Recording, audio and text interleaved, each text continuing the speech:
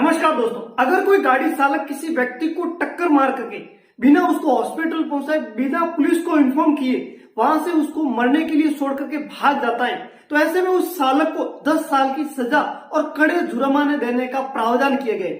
गृह मंत्री अमित शाह ने राज्यसभा में कहा कि हर साल करीबन 50,000 से ज्यादा मौतें हिट एंड रन से हो जाती है, यानी कि टक्कर मारते हैं, उस व्यक्ति को मरने के लिए छोड़ करके वो ड्राइवर वहां से भाग जाता है। सोमवार से ही ट्रक और बस ड्राइवर धरने पर उतर जाते हैं और उनका कहना है कि अगर बाई चांस किसी व्यक्ति को टक्कर लग जाती है और वे वहां पर रुक जाता है तो वहां पर इकट्ठा होने वाली भीड़ उनको पीट पीट करके मार देगी, और ऐसा कई दफा हो भी चुका है। और अगर ड्राइवर वहां से भाग जाता है तो इस प्रकार के कड़े प्रावधान उनको 10 साल तक जेल में रखते और बड़ा जुर्माना देते। इस प्रकार ना तो वहां रहने पर वो सेफ है और ना भागने पर सेफ है, दोनों ही ओर से उनको मरना तय है। ऐसे में ड्राइवरों का कहना है कि ये कानून सरकार को वापस लेना चाहिए। आखिर ये हिट एंड रन का नया कानून है क्या, और आज से पहले किस प्रकार की सजाएं दी जाती थी एक्सीडेंट होने पर? इस नए हिट एंड रन कानून के अंदर कहा गया है कि अगर कोई चालक किसी व्यक्ति को टक्कर मारता है और उसके बाद बिना हॉस्पिटल पहुंचाए और बिना पुलिस को इन्फॉर्म किए अगर वो भाग जाता है तो ऐसे में उस चालक को 10 साल की सजा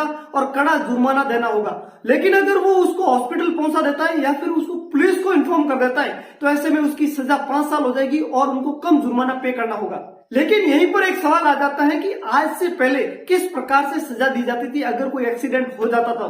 फर्स्ट पॉइंट, अगर एक्सीडेंट होता है और उसमें नॉर्मल चोट आती है तो वहां पर 500 रुपए का जुर्माना और 6 महीने की सजा दी जाती थी। और दूसरा पॉइंट, अगर कोई एक्सीडेंट होता है और उसमें हड्डी वगैरह फ्रैक्चर होती है तो 1000 रुपए का जुर्माना और 2 साल की सजा होने का प्रावधान था। और अगर बड़ा एक्सीडेंट होता है जिसमें व्यक्ति की मौत हो जाती है तो उसमें 10 साल की सजा हो सकती थी और उसमें बड़ा जुर्माना भी हो सकता था, लेकिन कोर्ट से वहां पर जमानत भी मिल सकती थी। लेकिन क्या ये कानून पूरी तरीके से वापस ले लिया जाना चाहिए या फिर इसमें कुछ ऐसे संशोधन कर दिए जाए ताकि ये कानून भी बना रहे और सरकार के लिए और ड्राइवरों के लिए भी आसान हो और ये एक्सीडेंट की घटनाएं भी कम हो? इसका फर्स्ट पॉइंट यही आता है कि बाई चांस अगर कोई एक्सीडेंट हो जाता है और चालक खुद को सरेंडर कर देता है या फिर पुलिस को इन्फॉर्म कर देता है कि यहाँ पर एक्सीडेंट हो गया है तो ऐसे में उस ड्राइवर को 5 साल तक की सजा हो और कुछ जुर्माना ही देना पड़े। सेकंड पॉइंट, अगर बाई चांस कोई एक्सीडेंट हो जाता है और वो चालक पुलिस को इन्फॉर्म कर देता है या फिर खुद को सरेंडर कर देता है और बाद में वहां पर लगे हुए सीसीटीवी फुटेज या वहां पर लोगों की गवाही के आधार पर देखा जाए और वो चालक पूरी तरीके से निर्दोष साबित हो